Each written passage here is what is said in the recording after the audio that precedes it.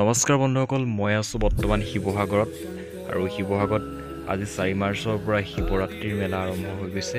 শিৱৰাত্ৰি বুলিলে বিশেষকৈ শিৱসাগৰ এটা উৎসৱমুখৰ পৰিৱেশ সৃষ্টি হয়। আহকচোন ভিডিঅ'টো আৰম্ভ কৰোঁ।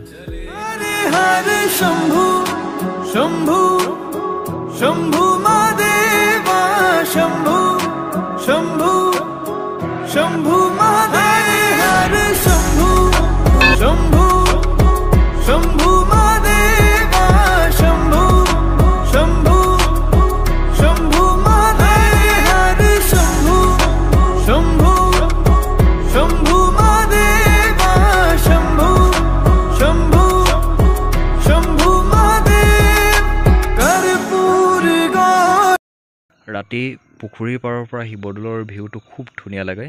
প্ৰথম আহিয়ে শিৱদৌলৰ চাৰিওফালে এপাক ঘূৰিলোঁ আৰু বিশেষকৈ আজি যিহেতু আৰম্ভ হৈছে, গতিকে ইয়াত বিশেষকৈ মানুহৰ ভিৰটো খুব বেছি হোৱা নাই। কাইলৈৰ পৰা বহুত ভিৰ হ'ব আৰু ফুলবিলাকৰ পৰা খুব ধুনীয়া লাগিছে আৰু বিশেষকৈ লাইটিং ছিষ্টেমটো কৰা হৈছে খুব সুন্দৰকৈ। দৌলৰ পৰা ওলাই আহিয়ে ওচৰতে দেখা পালোঁ বৰমা এগৰাকীয়ে ভাঙৰ লাডু বিক্ৰী কৰি আছে। তেওঁৰ পৰা ভাঙৰ লাডু কেইটামান লৈ ল'লোঁ লগৰকেইটাৰ কাৰণে, আৰু আপোনালোকে আহিলেও ইয়াত ল'ব পাৰিব।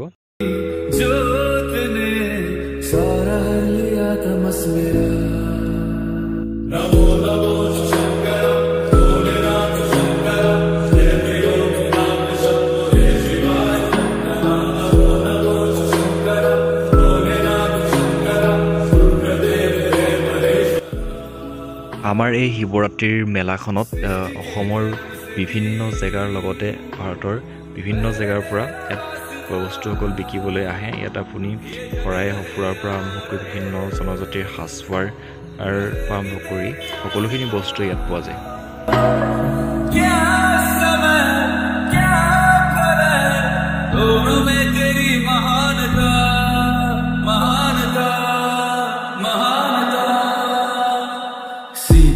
की ओट में मोतिया हो जिस तरह मेरे मन में शंकर तू बसा है उस तरह।